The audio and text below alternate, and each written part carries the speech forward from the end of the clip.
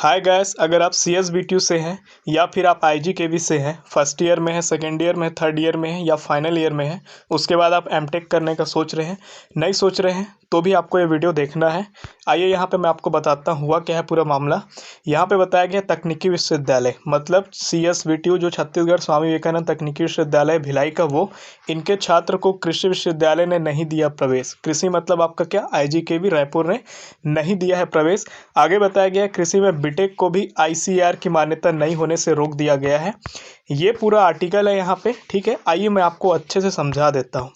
यहाँ पे बताया गया अन्य राज्यों के विश्वविद्यालय ने रायपुर और आसपास की निजी कृषि कॉलेजों के छात्रों को Indian council of agriculture research मतलब आईसीआर से मान्यता नहीं होने की वजह से पीजी में एडमिशन से रोका। मतलब ये कि अगर आप छत्तीसगढ़ को छोड़ दे दूसरे स्टेट में अगर आप जाएंगे तो आप अगर छत्तीसगढ़ के किसी प्राइवेट कॉलेज से अगर आपने पढ़ा है तो वहाँ पे आपको रोका जा रहा है। पीजी में आपको, पोस्ट ग्रेजुएशन में आपको, एमटेक में, एमएससी में आपको एडमिशन नहीं दिया जा रहा है। क्यों नहीं दिया जा रहा है, यहाँ पे कारण भी बताया गया, आईसीआर से आपका एक्रेडिटेशन नहीं है।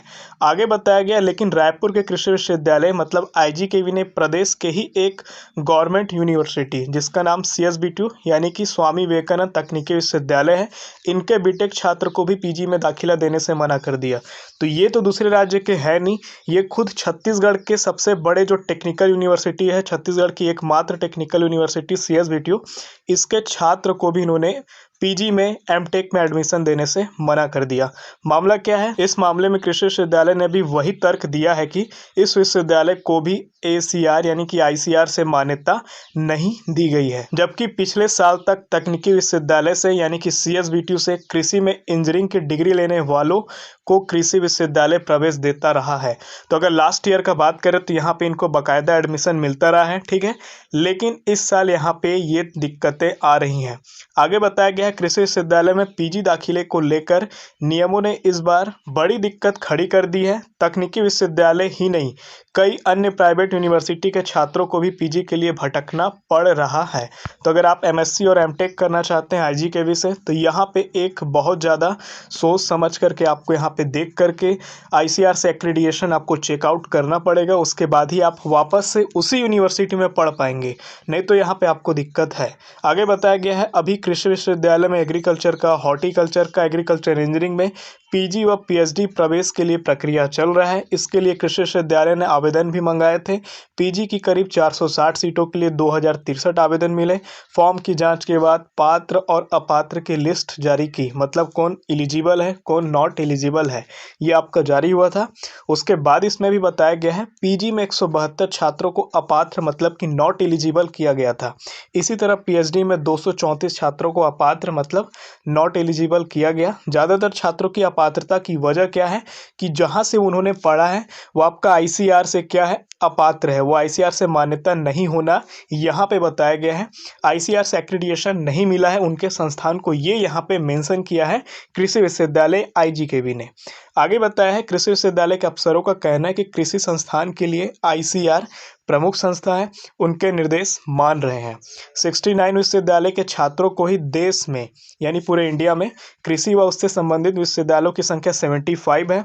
इसमें से 69 जो आपका इंस्टीट्यूट है ये आईसीआर से क्या है, एक्रेडिटेड है, मतलब इनको यहाँ पे मिला हुआ है मान्यता। इसे आधार बनाते हुए आईजीकेवी ने इस बार पीजी व पीएचडी के लिए देश के 69 कृषि व उससे संबंधित संस्थाओं को मान्य किया है।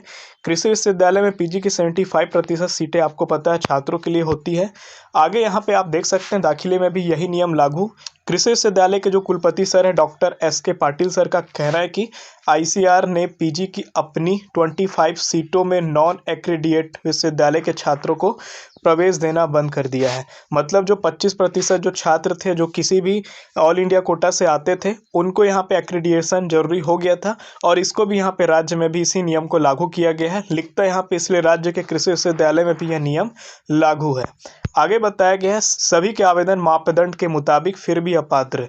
टेक्निकल यूनिवर्सिटी यानी कि सीएसबीटी से मैकेनिकल इंजीनियरिंग करने वाले एक स्टूडेंट ने यहाँ पे मीडिया को बताया कि एमटेक फॉर्म मशीनरी एवं पावर इंजीनियरिंग में प्रवेश के लिए कृषि विश्वविद्यालय ने पहले जो मापदंड जो स्टेटस अपना बताया था उसमें बीटेक एग्रीकल्चर होना था, इसके साथ साथ बीटेक मैकेनिकल इंजीनियरिंग होना था, या इसके साथ आप बीई मैकेनिकल इंजीनियरिंग ले सकते थे। यानी ये सब मांगा था, आप तभी अप्लाई कर सकते थे जब ये तीनों डिग्री में से कोई डिग्री आपके पास है।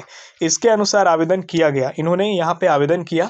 2 दिन पहले विश्वविद्यालय ने लिस्ट जारी किया, पात्र और अपात्र का मतलब कौन एलिजिबल है कौन नॉट एलिजिबल है, और इसमें यही बताकर अपात्र यानी कि नॉट एलिजिबल किया गया है कि आपका जो पुराना इंस्टीट्यूट है वो आईसीआर से मान्य या मान्यता उसको प्राप्त नहीं है। तो ये आपका छत्तीसगढ़ के इंस्टीट्यूट का ही बात है। इंस्टीट्यूट का कहने का मतलब क्या है कि यहाँ पे छत्तीसगढ़ के ही एक सरकारी विश्वविद्यालय के छात्र को छत्तीसगढ़ के ही कृषि विश्वविद्यालय में प्रवेश नहीं मिल रहा है, केवल आईसीआर की मान्यता के कारण। तो यहाँ पे अगर आप फर्स्ट ईयर में भी है, सीजीपीएटी के थ्रू में भी गए हैं, तो आप एक बार अपना चेकआउट कर लीजिएगा फाइनल ईयर पहुँचते पहुँचते कि आईसीआर से वो मान्यता है या नहीं। अगर वो नहीं है तो आप अपने कॉलेज का इंस्टीट्यूट को कहिए, मैनेजमेंट बोर्ड को कहिए कि जल्द से जल्द वो आईसीआर से मान्यता ले ले उस कॉलेज में जहां अगर आपने एडमिशन लिया है और उनको अगर अभी तक आईसीआर से एक्रेडिटेशन नहीं मिला है तो, वरना आगे आपको बहुत दिक्कत हो सकता है। ये तो आपका प्रवेश के लिए ही है, कुछ गवर्नमेंट जॉब में भी यहाँ पे ऐसा कुछ दिक्कत ना आए, इसलिए आपको यहाँ पे कहा जा रहा है कि आप अपने इंस्टीट्यूट से बात करिएगा। अगर उनको मान्यता है तो अच्छी बात है, अगर नहीं है तो वो इस चीज़ों को करा ले, क्योंकि आगे ये सारी दिक्कतें आप ही को होने वाली हैं। वीडियो अगर आपको थोड़ी सी भी नॉलेजेबल लगी हो तो वीडियो को लाइक, चैनल पर नए हैं तो सब्सक्राइब, और अगर आप हमसे जुड़ना चाहते हैं तो इंस्टाग्राम में आपका स्वागत है। मिलते हैं किसी नए वीडियो में, तब तक के लिए आप अपना ख्याल रखें। तब तक जय हिंद, जय भारत।